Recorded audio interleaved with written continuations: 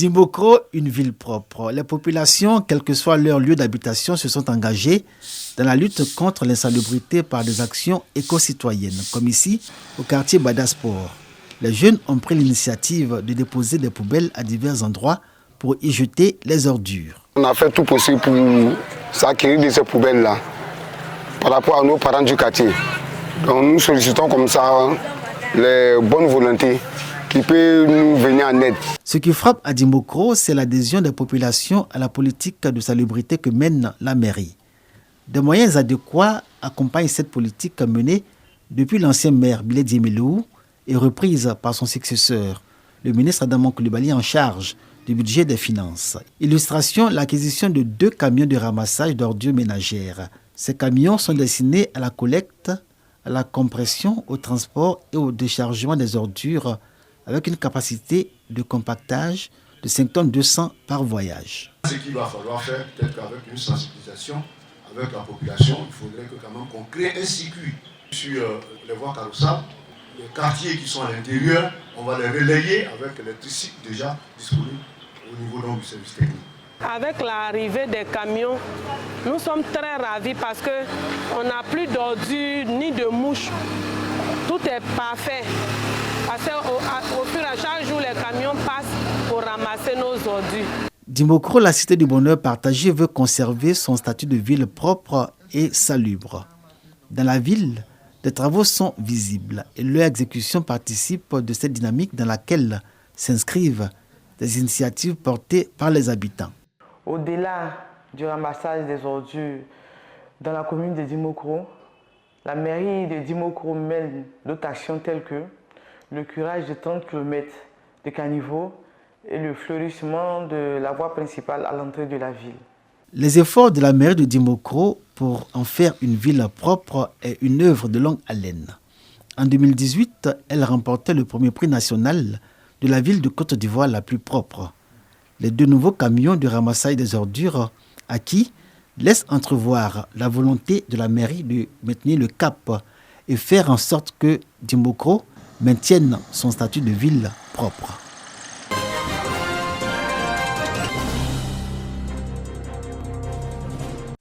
Pour ce premier atelier bilan, depuis le démarrage du PIDAC en 2019, tous les acteurs de mise en œuvre du programme se sont retrouvés autour de la même table pour analyser les progrès réalisés et émettre des suggestions. Au cours des 4 années écoulées, plusieurs activités de reboisement ont été réalisées par le PIDAC dans le centre du pays. Côté Nord, on note un bilan relativement satisfaisant avec des centaines d'activités génératrices de revenus déjà réalisées et d'autres projets d'envergure validés dont les travaux démarrent. Beaucoup a été fait dans le PIDAC, mais beaucoup reste à faire. Et donc, nous sommes venus pour essayer d'identifier les acquis et également voir un peu les blocages internes et externes pour apporter des solutions et également faire des recommandations pour qu'il y ait une célérité d'action pour pouvoir faire en sorte que le PIDAC puisse bénéficier aux populations. Ce bilan a permis aux partenaires financiers de faire des observations et émettre des suggestions. Aujourd'hui, nous parlons de l'avenir du programme. Il faut amener vite les décideurs à tout mettre en œuvre, que tout aille de mieux. Surtout nos partenaires techniques et financiers, le ministère, les usagers jouent leur rôle. Mais nos jours d'aujourd'hui, nous avons besoin du programme rapide pour que tout soit exécuté dans le temps. Le programme intégré de développement et d'adaptation au changement climatique dans le bassin du fleuve Niger, PIDAC, a démarré en Côte d'Ivoire en 2019. C'est un programme sous-régional qui prend en compte 9 pays. Il est financé à hauteur de 16 milliards de francs CFA.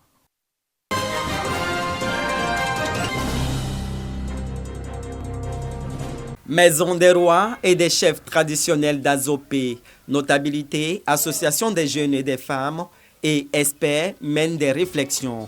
Au centre des échanges, la lutte contre la dégradation de l'environnement, la transmission du riche patrimoine culturel attier aux générations futures, l'importance des musées à l'occasion d'un panel sur le thème environnement et impact culturel. Quel environnement pour l'expression et la valorisation de notre culture?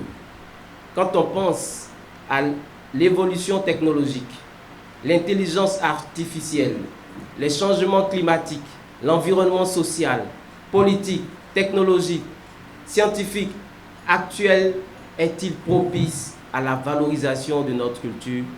La protection de cet environnement est vraiment fondamentale pour la transmission aux générations futures. Et nous avons montré vraiment les efforts de l'État de Côte d'Ivoire qui a mis en place vraiment des mesures au niveau institutionnel. On a l'existence des musées. On a aujourd'hui la Chambre des rois et chefs traditionnels. Inviter la jeunesse de Lamé à s'approprier sa culture et à revenir aux sources. Et les occasions ne manquent pas, notamment la numérisation et l'alphabétisation de la culture attier et des moments festifs comme le Volo Festival ou le bal poussière en pays attier. Cette année encore, nous célébrons la diversité, la créativité et l'expression culturelle sous toutes ses formes. Le festival Veleux est un lieu de rencontre, d'échange et de découverte, où les différences se transforment en source d'inspiration et de dialogue. Un planting d'arbres dans une forêt classée d'Adzopé, des contes et légendes et une série de concerts animeront ces rencontres culturelles.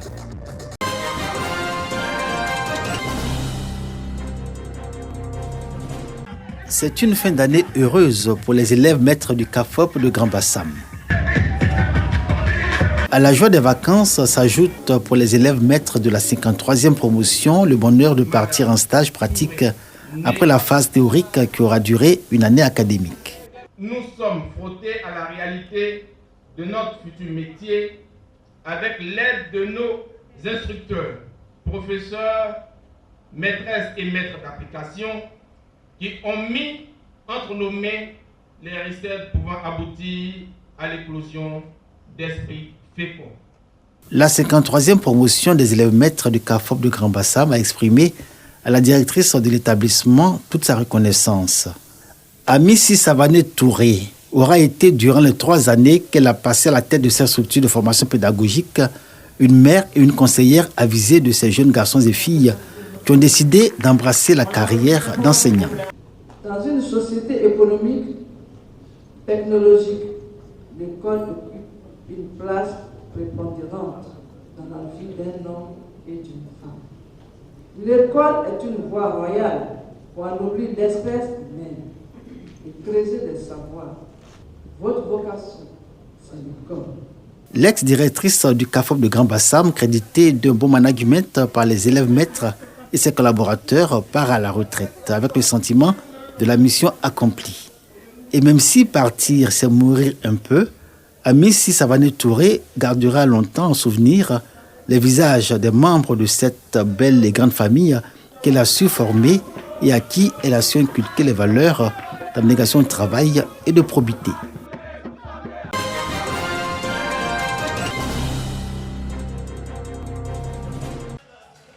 C'est un instant précieux vécu récemment par ces mamans de la fédération Les Étoiles Brillantes d'Agoville, FEBA. Cette organisation d'associations de femmes honore ses membres à l'occasion de la célébration de la fête des mères. Une parade des différentes sections a permis de mettre en avant le dynamisme et l'efficacité de ces femmes.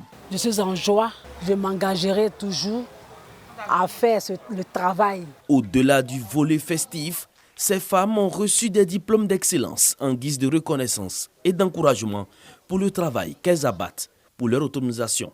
Vraiment, qui se sont impliqués dans cette affaire de l'autonomisation de la femme et puis l'association. Donc en tant que la fédérale, il faudrait que je leur fasse savoir que ce qu'ils ont fait, ça me va droit au cœur et c'est pour qu'elles sortent de la pauvreté. Le représentant du parrain de la cérémonie, Kevin Sekongo, a réaffirmé l'engagement de sa structure à accompagner les femmes. Exprimant sa joie d'être aux côtés des femmes de la FEBA, Alafe Wakili, président de la cérémonie, encourage ces étoiles brillantes d'Agoville à soumissionner aux fonds et projets destinés aux femmes pour booster leurs activités. Solliciter les structures qui existent. Pour celles qui sont jeunes, il y a les fonds jeunes, le guichet emploi jeunes, le ministère de la Jeunesse. Pour celles qui ne sont plus tout jeunes, il y a le fonds d'appui aux femmes, FAPSI. Il y a un certain nombre d'actions pour aider les femmes et les jeunes filles à renforcer leur autonomie. Créée en 2020, la fédération Les Étoiles Brillantes d'Agoville compte 18 sections réparties dans le département d'Abbeville. Elle œuvre pour l'autonomisation des femmes en milieu urbain et rural.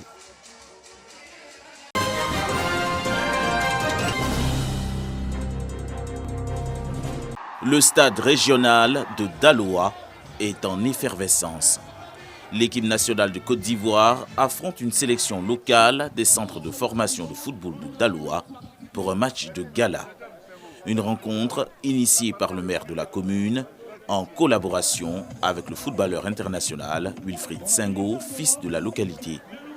Cette épreuve sportive sonne comme un canal de promotion de la cohésion sociale dans la région du Haut-Sassandra, selon l'ensemble des autorités politiques.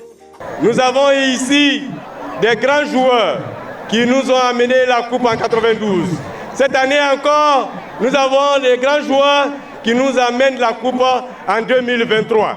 C'est l'occasion pour vous de demander aux jeunes de mettre leur pouvoir, leur savoir et leur connaissance en exergue pour que nous puissions avoir des talents à Daloa. Merci à la Fondation Senghor pour l'organisation parfaite, n'est-ce pas, de cette cérémonie.